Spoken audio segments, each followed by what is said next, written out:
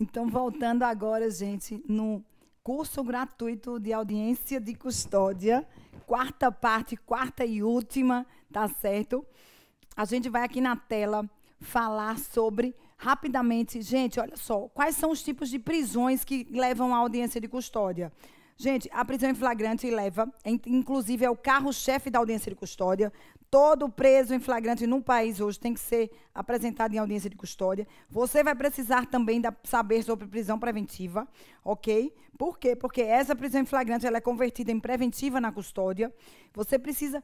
Oi, Gine, para que eu preciso saber disso na teoria? Eu não posso só saber o que é que acontece lá, não, e pronto. Não. Você precisa saber para você poder fiscalizar, para você poder falar. Como é que você vai fazer uma sustentação oral sem saber prisão preventiva? Me diga. Então, é isso, você precisa sim. Prisão temporária, gente, é uma prisão que acontece somente durante a investigação, o inquérito policial. Entretanto, um mandado de prisão temporária, ele também leva a pessoa para a audiência de custódia, certo? Prisão domiciliar, você também vai precisar saber. Por quê, hein, Gina? Porque a prisão preventiva ela pode ser convertida pelo juiz em prisão domiciliar e você vai precisar pedir isso por ocasião da sua fala, tá certo? E o mandado de prisão também de execução de pena, ele precisa para a audiência de custódia.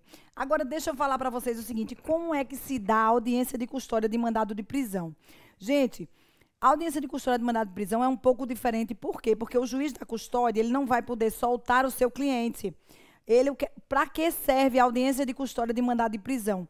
Para o juiz da custódia avaliar se ele sofreu algum tipo de agressão, para avaliar se efetivamente aquela pessoa, o seu cliente, é a pessoa que está no mandado de prisão. E não sempre é não, Higiene, tem erro? Tem sim. Na minha primeira audiência de custódia, eu relaxei a prisão do custodiado, porque simplesmente a pessoa que me apresentaram na frente, que prenderam no meio da rua, não era a pessoa que estava no mandado de prisão. A pessoa que estava na minha frente era um jovem de 20 e poucos anos, e a pessoa do mandado de prisão era uma pessoa de 80 anos. Acontece que eles tinham o mesmo nome, José Maria da Silva, filho de Maria João da Silva. Imagine quantos José Maria da Silva não tem no Brasil, não é verdade? Então, existem homônimos. Então, é importante que essa audiência venha. Além do juiz aferir se realmente é aquela pessoa, o juiz vai aferir se ele sofreu algum tipo de agressão e também vai ter a oportunidade de encaminhar ele, de recambiar para o juízo de origem. Mas o juiz de custódia, ele só tem competência para revogar aquela prisão, para reaver a prisão preventiva decretada ou para rever a prisão temporária ou para rever a prisão ali, para tomar alguma decisão efetivamente sobre aquela prisão, se ele for o juízo de origem. Nas comarcas de interior, se confunde o juiz da custódia, se confunde com o juiz que decretou a prisão, tá certo? Mas nas comarcas das capitais, não, cada um faz a sua parte. Existem várias especializadas aí que só trabalham com audiência de custódia, ok? E existem ali outros que decretam as prisões, que são os juízes criminais. Então, na audiência de custódia, na hora que você for falar, você não vai pedir a liberdade do seu cliente, porque o juiz não vai poder decidir a respeito, exceto nas comarcas de interior. Se for nas comarcas de interior, você procede da mesma maneira como eu lhe ensinei na terceira parte, que foi na aula anterior. Né? Você vai se manifestar pedindo a liberdade. Mas se for nas da capital e você perceber que o juiz que expediu o mandado não foi o juiz que está fazendo a audiência, você não vai fazer isso. Você vai pedir o quê? Você vai pedir você vai do mesmo jeito, gente, ver a identificação do seu cliente, né? Para poder o juiz saber de quem se trata. Você vai pedir você vai ver qual é o melhor lugar para ele ficar preso. Às vezes, voltar para o lugar de origem não é a melhor coisa, a melhor decisão para o seu cliente. Porque, por exemplo, ele pode morar no Rio de Janeiro e estar passando em João Pessoa e ser preso em João Pessoa por um crime que aconteceu há muito tempo. Não é verdade? Então, é melhor que ele volte para o Rio de Janeiro, onde está a família dele. Então, você pode, na hora da sua fala, pleitear isso ao juiz, que ele fique preso lá no Rio de Janeiro, até que defina aquele processo que existe contra ele. Tá certo? Então, basicamente, aí é isso que eu tinha para dizer. Gente, aquela dica que eu falei para vocês, que eu ia falar sobre a prisão preventiva, é o seguinte, gente, olha só. Vamos aqui para a tela rapidamente, existem 3 tipos de prisão preventiva que a doutrina dividiu para facilitar o estudo. A prisão preventiva, eu falo delas no meu curso, eu falo delas completamente, assim, bem direitinho no meu curso, ok? Dou exemplos. num curso prático de audiência criminal. Aqui eu vou falar só o básico para vocês, é o seguinte.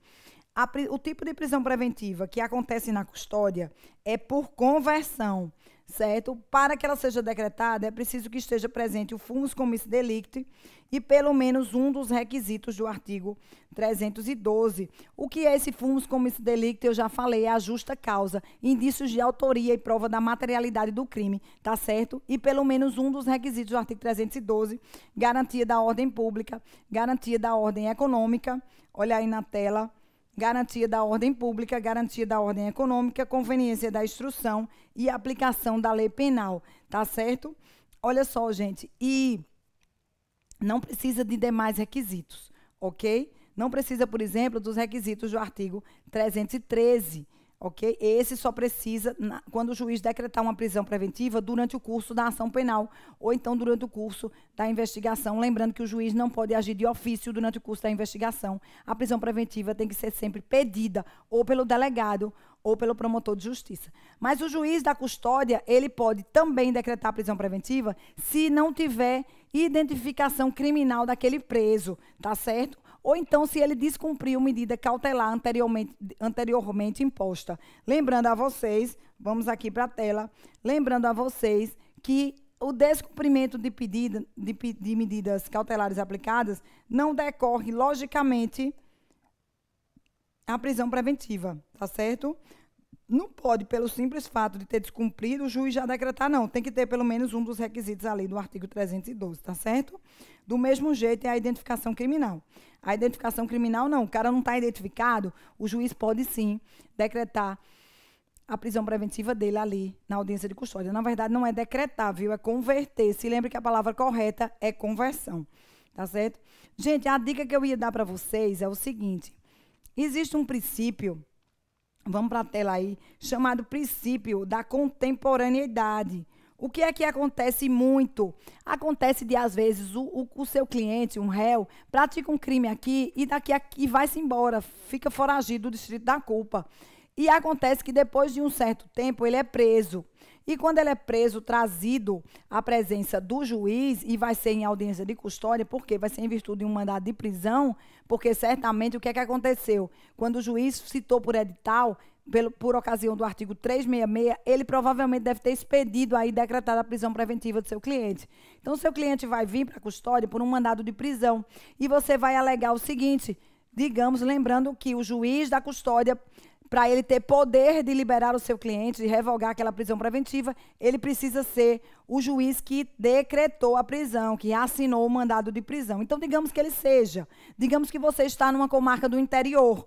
Então, você vai pedir ao seu cliente o seguinte, você vai dizer, excelência, na sua fala, né? Pelo princípio da contemporaneidade, uma pessoa que foi presa por um crime praticado há anos, há bastante tempo, é preciso que o senhor averigue se ele praticou outros crimes ou se ele praticou algum ato para tumultuar o processo. Ora, excelência, se ele não praticou crime e ele não praticou nenhum ato para tumultuar o processo, não há sentido, pelo princípio da contemporaneidade, que ele fique preso. Aquilo foi um fato isolado na vida dele. Ele demonstrou que pode, sim, responder o processo em liberdade. Ok? Outra dica, gente, que você pode usar como argumento aí para solicitar que não seja decretada a prisão preventiva, que não haja conversão da prisão em flagrante em prisão preventiva do seu cliente, é o princípio da homogeneidade. O que é isso, Gina? Olha só, o princípio da homogeneidade, gente, é assim.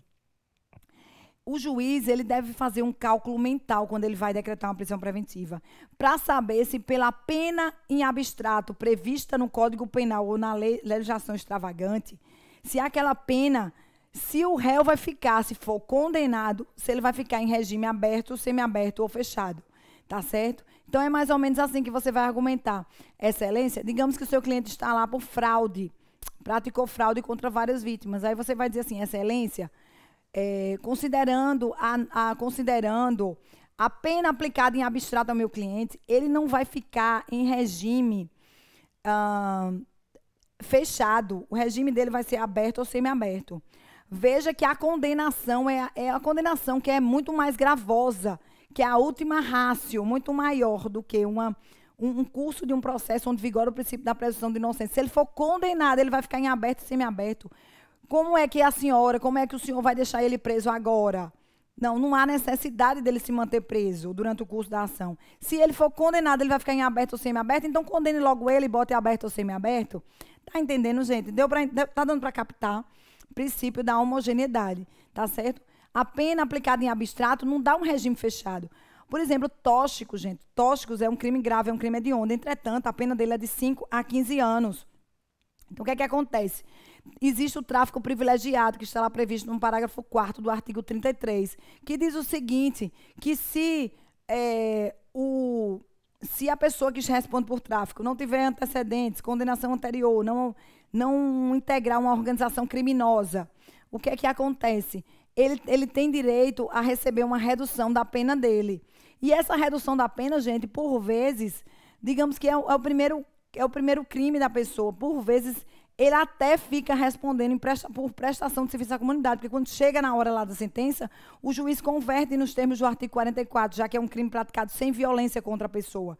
Então, você vai dizer o seguinte, excelência, ele é traficante, mas é a primeira... Ele é traficante? Não, você não vai dizer isso não, viu? Ele responde por tráfico, entretanto, é o primeiro crime, isolado na vida dele.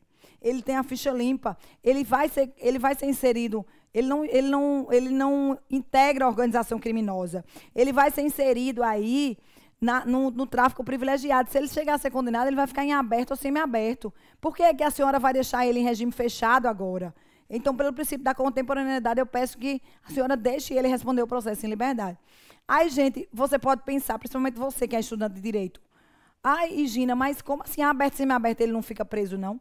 Gente, é o seguinte, é aberto, semiaberto e fechado. São os 3 tipos de regime de cumprimento de pena que tem no Brasil. Fechado, ele fica fechado, lá dentro do presídio. Aberto e semiaberto, gente, apesar de não dizer isso na lei, o que é que a gente vê na prática?